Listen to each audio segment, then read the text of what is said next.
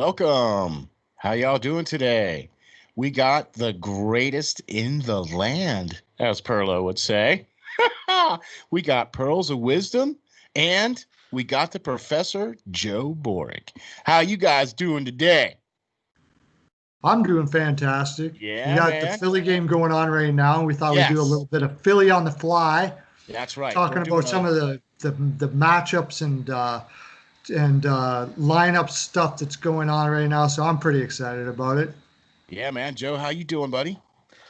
Good, good. Obviously, the Flyers. It's been a choppy game. They haven't started off the Yeah, best. Like my friend texted me, but we got the first goal, so that's what very important. matters. Yep, So far 7-0 with that. Hopefully, we make it 8-0 today. So been doing Ooh, awesome. good. Yeah. Yeah, we're getting into a deep dive here today. We're looking at the series and we're also looking at the reaction to the game that's going on right now. That's right. Puck drop was about 7.5 minutes ago. So we're just going to kind of give you a little bit of insights as to how we think the game is unfolding and also the series between the Flyers and the Islanders. First thing we're going to do is start off with the great professor. Joe, we know you did a great podcast today with the great crew there at Flyers Nitty Gritty. Why don't you just give us a quick summary on what you think the keys to the game are here for us today? Well, it's being more one in front of the net, which we haven't done yet this game. So I would like to see that, including on the power play. We didn't do it. And then two, being more physical and actually trying to. The Flyers have players that should be able to get in the zone and go through you also. The Islanders don't just have players like that. So the Exactly. Flyers have to start using their players that way. The way, like Pitlick, you could tell when he gets on a stride, he lowers his shoulder and stuff. I don't know what all of a sudden changed in JVR's game where he forgets how to do that all of a sudden or can't do it because Exactly. in Toronto he was literally always coming down on the thing. Let me lower my Yeah, shoulder yeah, I and know get what you mean. that. Yeah, And when he was first here, and now all of a sudden it's like that's just not a part of his game anymore. yeah. exactly. So I that's why I said for him he just needs to be Mike Knuble. Just get your ass in front of the net and Great. go for Yes. the deflections Yes. Oh, because you're not doing anything else nope. otherwise right now. You just got to stay. You're not fast enough, obviously. It seems from your injuries, that or it's the layoff, and he just really needs to get back into it. Yeah, So you have to just do what's given to you at this point of his career, and that's being a good net front presence. That's what's going to keep him in the league for an exactly. extended period of time. Where, like Yarif said, I think if JVR gets back to the basics, he'll be fine in this league for the contract he's on. If he doesn't get back to the basics, like he even said on the podcast, he's going to be in trouble. Yeah. Right. Which leads us to why Perlo. Ha. What do you think, Keys? I just don't put him in. I'm sorry. You can Yeah. try. I'm not putting. I don't really get it. He hasn't been what he needs to be for this team in these playoffs. And I don't. I know he's a big body, but if you're not playing with a big body, what does it matter? Uh, Yeah. I think it's because no one else is. It's not yeah, like Yeah, that's putting anyone else and tell them to get in front of the net. They are.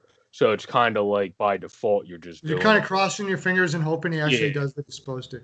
I think I'd rather put Lawton in the middle and take out Thompson. I really don't see how he's doing much right now for them. I like their speed. My biggest thing as we were going through, and I've been mentioning, we've all been mentioning, but I particularly have been maybe hounding on this more than anyone, is speed through the neutral zone is necessary. Even if you're not a defenseman that normally carries the puck, I'd like to see them just do it anyways. And now you've got Ghost getting out of the lineup. Now, here's a good example. Van Riemsdyk isn't doing his job, okay? Ghost's job is to do that, and guess what? Ghost isn't doing that either. But Ghost will get removed and stay out, where Van Riemsdyk will keep on coming back in. Maybe that's work ethic. I don't know. I'm not in the room all the time, so maybe when Vanny's out, his work ethic forces him back in the lineup. Do you think that's possible? It could be, but at the same facet, Ghost has had the most grueling. Like he was there. It seemed it wasn't reported, but it seemed he was there with the early gang when they got to the he complex. was. Um, and he was really working his hard. I mean, I personally think, yeah, he had 4 giveaways in last game, but that's because he was paired with Justin Braun. That has no business being a pairing. Ghost and Braun is not a defensive. That's true. Oh, I think. Oh no, that was just a replay. Sorry, but That was a speaking of replay. which, I know. I did the same yeah, thing. yeah, I was like, oh, okay. But you But- know what? To your point, speed through the neutral zone, because that's exactly how that goal was scored. That's exactly how that goal was scored. Right in transition, speed up through the neutral zone. That first crisp pass up to Hayes, right, and they had Drew on that.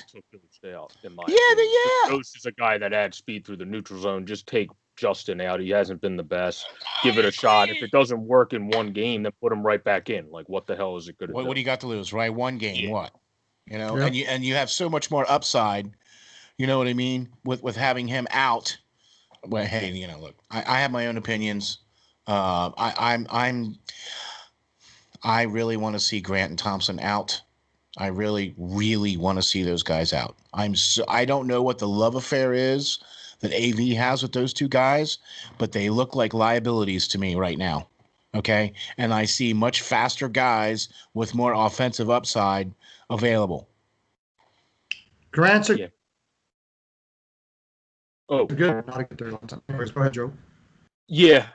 Grant's the guy that came in and look. That's why it's so weird with him because, I mean, the only explanation is the layoff because he looked so good when he was in the regular season, and then all of a sudden in this new season that we came back, it's the exact opposite. So, and it wasn't like he was playing on the fourth line, Right? In They the were regular great season either. acquisitions. He was on the like he shouldn't be a third line center. Steve's absolutely right. The thing is, he was, and he was doing fine in the regular season. So what the hell all of a sudden made you not? Like, you would think, like, he was a guy that you were just trying to do that as a stopgap for 1 year for either Patrick coming back or Frost next year, maybe, who I don't think's really a third line guy, but who knows what you're going to do first with him. And then whoever you put there. But this team, I mean, they just need, I don't understand some of the, and this is the first time I actually questioned anything like this lineup wise. And I mean, I don't understand some of the stuff we're doing in this series and somewhat in the Canadian series, but it's the Canadian. So you were able But I to think, figure I think Perlo hit it right on the head. We lack speed up the middle. Okay? And we'll take that goal. Yeah, baby. We'll take that goal. Was that Joel? Or is that Hazy again? I think that was Hazy again. Hazy again. Yeah, baby. We'll take it. We'll take it. Ha, Gritty up on the screen. Yeah. Hey, I like that. Same shot, same place. No. Yeah, no, watch. No, that was watch. Yeah. It was He was on the the top center. left again. It wasn't as high. Yes, it is exact same spot. Same spot. Sort of. It was a little higher. The first one was right in the was corner. right This up was over off shoulder. his blocker. So. Yeah, that one I think might actually went in between his shoulder in the pipe there. Yeah. Yeah, maybe. Yeah. But still, hey man, all right. We might have cracked. Just keep the score going, then we're We good. might have cracked the wall here. Yeah. But I'm with you guys though. I don't understand some of the. I have been in that same mode as well in AV We Trust, because look at where he's gotten us. Okay, but yeah, this love affair with Grant and Thompson, this love affair with shuffling guys in and out of the lineup is come on, you know, stop doing the lineup changes and put a boot up one of these guys' butts. And I'm sorry, I'm a little bit old school, and I think that, you know, sometimes you got to motivate people by smacking them upside the back of the head. Yeah, no, I do not advocate that at all, one little bit. Yeah. It's just my frustration boiling through. They got to go with what they got to go with what they got. I know. I don't know. Grant, they do need toughness in their lineup, but because they got Johnson in there, right? Islanders are. I think that's the reason why Johnson's in there. Exactly. The Islanders are putting Johnson in there to force AV to put Grant in there because they need to get size with size there, right? And to keep Thompson in there. It's a smart move because it actually hurts the Islanders as far as I'm concerned to have Johnston in there. I don't think it really helps them It's not much at helping all them, yeah, but it hurts us more to because we have have to both. take into account Yeah. that player. Yeah. That makes perfect Yeah. sense, So man. that might be the That's reason exactly the why. chess match. That sounds like Trot's move. That Yeah. definitely sounds like a Trot's move, man. Come Yeah, on. he does use every angle, that's for sure. And Yes, he Grant, does. by the way, comes from Anaheim, played for Anaheim, oh, like I'll have to think about it, but it's not the only place. But they had the same problem with him in Anaheim. Sometimes he looked like a third liner that was gonna, play third line for the rest of his career. And then sometimes he looked like he was barely a fourth liner. So consistency was the difficulty for him. It's possible because of the way he plays. He plays such a tough game. It's hard to do that Yeah. for the amount of minutes a third liner plays. And it's possible that he just taxes out with the type of game he plays. That's a possibility. Yeah. And I think that's why we picked them guys up at the trade deadline because we were lacking that kind of depth at that point.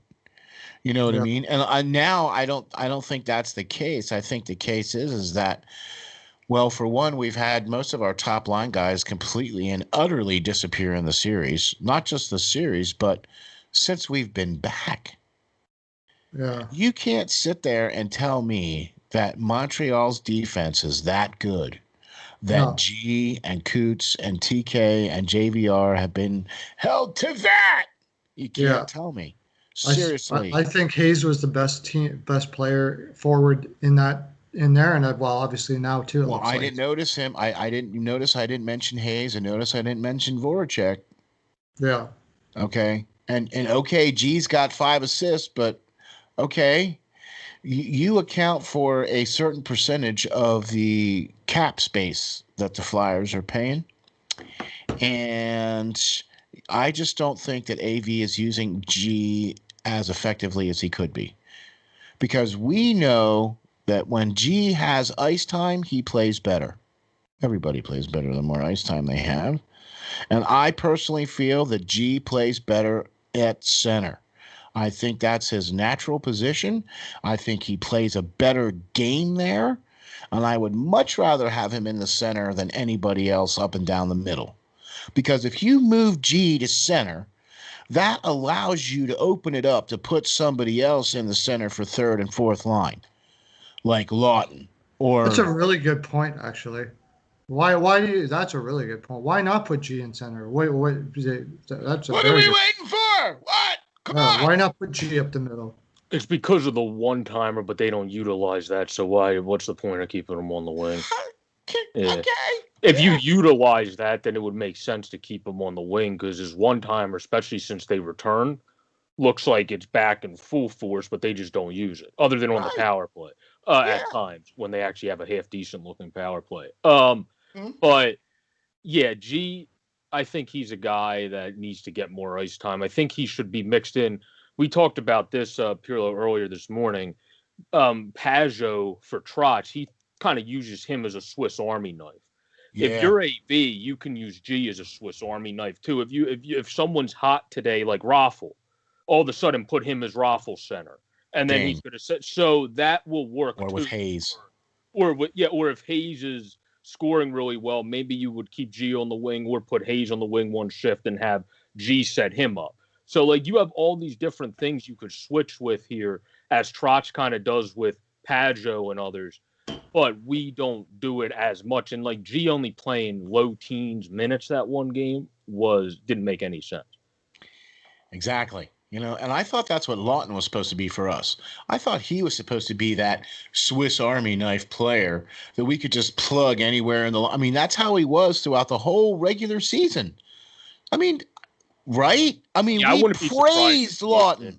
Yeah, I wouldn't be surprised if he is banged up, like Jordan kind of said. Maybe he's banged up. Who knows? Because he has looked off, and normally Scott Lawton doesn't look that off. So that's what I mean. Something's got to be going on. Yeah, seems like there might be something going on there, but we'll see what happens. I like Giroux on the wing and up the middle. I mean, and by the way, Grant has played mostly wing in his career. Why not try him on the fourth line on the wing? put Giroux in the middle with and like mix up so there's a little bit in every line of scoring, especially against an Islanders team like this. It's a possibility. I guess if we could ask AV, we could. Good thing this is I don't know why we should. Why are we not getting paid more? We have all the answers here. Wait, no. You should be the general manager or something, right? No. Look. Yeah, Chuck Fletcher, I know you're watching because why I don't know why. AV, hello? Yeah. Excuse We me? got one eye on the game and one guy on us. I know right now. So just give AV a phone call after the game or right now, actually. Just let him know. I was he's just got his earpiece in. He's got his earpiece in. To Steel Flyers, My NHL Pearls of Wisdom, and they brought up something that you really got to hear. But I do. I think Giroux is also a very underrated defensive player. Why not pot him down in the third line, play with Knack, and I don't know, who else would you want to put on that line? Who cares? Well, they did move him down to the third line the one game. The problem is they didn't pair him with the people. Anybody if you move him down, you should put him with. Yeah. It depends because G hasn't been playing the most aggressive, so I don't know if putting him on the third line will help that. I feel like if you put him more up top again, it'll get him to go, okay, I got to play more aggressive and push the issue here while still playing good defense rather than just kind of trying to find the pass and all that type of stuff. Yeah, put him on the second line. Okay. That way he gets top 6 minutes, right? Because we all know that G needs more than 12 or 13 minutes a game. Yeah, okay. No, you can still give a guy those kind of minutes and play him lower in the lineup. It's not a problem. Yeah, I understand that, but I would much rather see him up there playing with guys that he can make plays with. You know what I'm saying? And if he's up there not making plays with anybody, did we just score again? Yeah, 3-0, Coots. Wow. Oh my! Wait a minute. Did Couturier just score a freaking goal? Wait, we got to check the replay on this. Hold on. Look. Uh-oh. Grace is getting warmed up. Uh-oh. Varley's Oh, he is. Yep, Grace is coming in. Yeah. Just like that. Wow. Yeah, that was a nice play. He just kind of pushed off Nick Leddy. Oh, my. I believe that was through the 5-hole there. Yeah. Nick Leddy was trying to check him, and he's just like, nah, get out. Oh, what a beautiful play to get by Leddy. Yep, 5-hole. Waited for him to make his pad moves, and he shoveled it right in. Nice play, Coots. Finally. That was also G that I think got that assist because I'm pretty sure he's the one that tipped it back in the back up. Yep, and it wasn't through the 5-hole. He got it on the left pad side, down by the ice. So yeah, man. Woo! Go Flyers. Look. You know what was really cool? Here's wait, hold on. You know what was really cool, right? We're sitting there talking, and Joe goes like this. And we're still talking, and then we finally catch up and go, oh, wait, did we just score again? Yeah. Like, we're just waiting for Joe. Yeah, come on, baby. Do that again, baby. Come on. I guess the reason why they're not putting Giroux up the middle is they're fairly weak on the left side. Exactly. You'd have to put Raffle in a top two.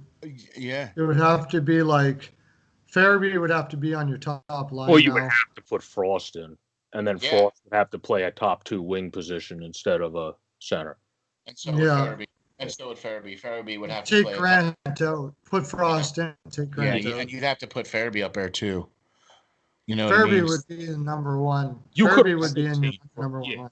Yeah, that's what it's also not hard to take Grant and Thompson out. I mean, the way that AV likes Bunneman and has loved him, I'm surprised he hasn't been put in already because he's looked significantly better than Thompson. He played last game. And he actually is a guy that tends to play with that extra edge because he knows he's playing to keep playing. Where Thompson and Grant just keep getting put in, so they're just kind of going through the motions. If you put in Bunneman, he's going to be playing with a much more aggressive game, trying to play. Yeah, because he's hungrier. he's trying to stay in the lineup, whereas the other guys are just, la la la la. Yeah, I'm with you. That's a great point, man. Now, Because granted, this game though, no matter if we think the lineup is great or not, if they keep blowing them away in this game, they're not going to change the lineup next game. Yeah. no, Yeah, probably. this is the way it's going to stay. I was just going to say, because AV is very much about, if it ain't broke, don't fix it. Yeah. Right. And if this is going to roll like this, because look, he just kicked out the goalie. So he's going to roll like this. Okay. Yeah, he's going to reward winning. In the first period. Kicked the goalie out in the first period. Yeah. Still the first, eh? Yeah. I guess my under is not looking too good. 4.5 minutes left. 4.5 minutes left. Kick the goalie out in the first period. Maybe Hart can get a shutout again, and then you're just score one more goal, and then. But they've been playing with pace. They've been playing fast in the neutral zone. No. We need to get. Yeah, and you got. Oh boy, great eye on there, man. Because Drew was the one that had the assist on that. He did. Yeah, I thought he was the one that tipped it first. And Sanheim gets the other assist on that too. So that's awesome sauce, man. Oh, don't go offside. Yeah, right. So, first game of the 2020 playoffs. Welcome, Mr. Grice, to the playoff bubble. First game, so welcome. Hopefully you'll see some more rubber coming your way, buddy. We've got a special for you today. Yeah, we're serving up pucks. Brought to you by the Philadelphia Flyers. We'll see if the New York Islanders make an adjustment now after the first period. Yeah, it would probably be after the period, because within 3 minutes of a period, you don't normally see. No. But what I'm saying is, the Islanders are not good when they get behind. So no, they're not. But here's the Flyers are 7-0 when they score first, especially when they score. I'm sure it's even better when you score 3 freaking goals first. So, in this, since we've been back, yes. Oh yeah, since we've been back, but we also I can't remember our overall record, but our overall record was also ridiculous this year when we scored. Oh yeah, it's like like 21-6. Yeah, or something. It was someone winning. Yeah, if we score first. Here's the other thing too that I'm also noticing too. We're out shooting. Yeah, the Islanders, and that first game, that first period. It was like what, 16, 17, 18 shots against. Yeah. They were trying to be too pretty, and like I said, no speed in the neutral zone. It's hard to get into the Islander zone. They will rip you apart if you do that. But if they play like this, it's going to be a tough series. Well, I'm sure Islanders will make adjustments here. Here's something I've noticed. I've watched a lot of Islanders games. If a goaltender gets pulled, it almost seems like they're playing to make sure that goaltender doesn't get scored on rather than even winning. It's like, okay. So all they're doing is protecting him from getting. You are not going to score. So when we go into the next game where you're going to remember, we didn't let you score again. So that's kind of the way Trotz is. I don't care if you lose. Just don't let them score another goal. That's the way Trotz is. He cares if you lose, but if you're gonna lose, it's not because you let them score another goal. So that's the way he is, man. So you go into the next game, and Philadelphia's fresh in their mind. Yeah, we won, but we couldn't penetrate them for 2 periods again. So we're back to this again. That's the way Trotz works. So keep that going. Keep that speed in the neutral zone. You're going to see a different Islanders team here, I think. Yeah. The big difference here, though, is against Washington, the Islanders allowed 4 total. That should have been a penalty. The Islanders allowed 4 total. Yeah, you think? Even strength goals during the entire series, where in this game they allowed 3 already. So 3 already, that's something that's a adjustment they haven't had to make yet that they're now going to have to make. Actually fixing their 5-on-5 play for the first time all playoffs. See, here's the thing. We knew this was going to happen because, look, it's going to go 4 games at the very least, and we knew that the Flyers were going to expose the Islanders' weakness, and we knew that the Islanders were going to expose the Flyers' weakness. So what basically is happening is in that this game, the Flyers are exposing the Islanders' weakness. We have more speed. We have more speed through the neutral zone and through the transition. Okay, we're getting better quality chances on net. We're getting better shots on net because we are out hustling them. We are skating the puck in. We're not dumping and chasing. Yeah. It's a bit, you know what I mean? That's the whole thing. It's kind of threw the Islanders off. It's almost like they played a fake. One game we're gonna like, and played against Montreal there. How many times did they not have speed through the neutral zone? So the Islanders brass are watching this and saying, okay, we're going to expose this. And then you come out in your second game and you actually are a totally different team than they've ever seen. So that's been the difference. And of course, I don't know, there's the one goal I think he should have had, but it hasn't been really a goaltending issue. Philadelphia's just been playing the way they need to play to win this game. Yeah. I kind of agree with what Charlie O'Connor just tweeted. There's still a lot of time left in this game. You get the next goal, it's essentially over. Let New York get it, and suddenly a comeback seems possible. If you're the Flyers, you got to keep the pressure on and try to finish this one off. I pretty much agree with that. If you get the fourth goal, that's going to bury them. I don't care if it's Trotz or not Trotz. It's still going to bury them. But, you said that like 10 minutes ago. No matter how good your coaching is, if you go down 4, especially in the last 40 seconds, then that's really going to bury you going into the second and third. I don't care if you have the best coach of all time. It's just the way mentality is. So I would agree with that. If the Flyers get a fourth goal, especially before this period ends in the last 30-some seconds, the Islanders are probably done. They're just going to have to play for next game at that point. But I also, Jamie had a funny tweet where we would like to welcome your Philadelphia Flyers. The Flyers are back, folks. Yeah, good. If we could end on that, I think. This is our first period analysis live. Yeah, and, right. There you go. How about that? As it turns out, and I like this idea, and maybe one day we'll be able to do this all the time like this. This live. For real live. This would be fantastic. It's a little taste, boys and girls, of the it's going to commence when we are able to do some lives like this. Got to tell you, though, quick final thought. Joe, quick final thought. You got to keep applying the pressure. We had a good first period this game, and you got to keep building from that.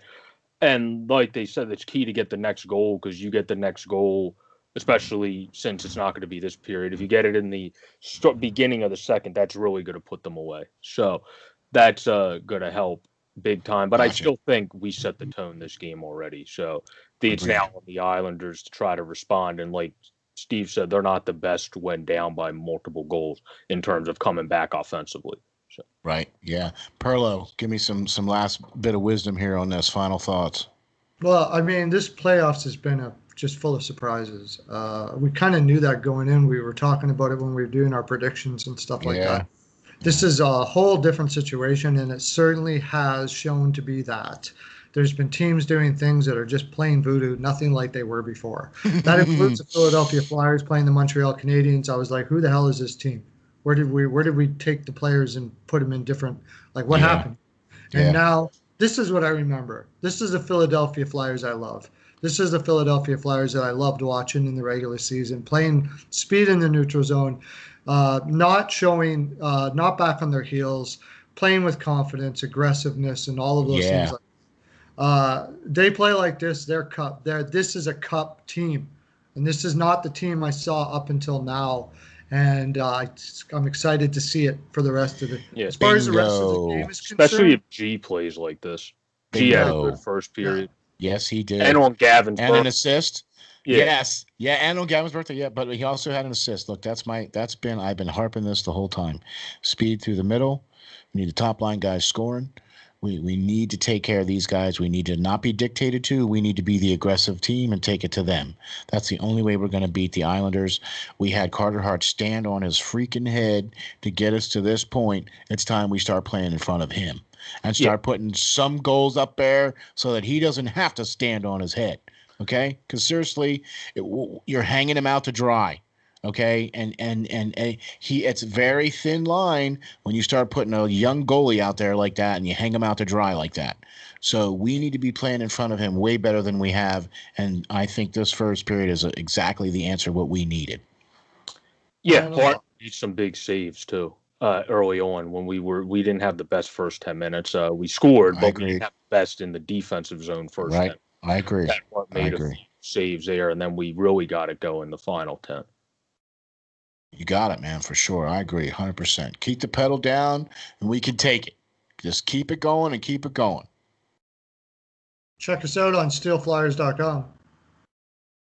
www.steelflyers. Freaking awesome. We got amazing stuff coming on that website too. Stay tuned. You know, in the future, he's gonna be tuning into some great stuff. It is. Oh yeah, man. It's fantastic now, but it's only gonna get more fantastic. You can find all my stuff there. You can find Joe there. Everything we do in one shop, and that's going to be more and more and more and more. It's going to be amazing. Boom. Boom. Have a great day, everybody. Lots of love. Enjoy the game. Enjoy the game.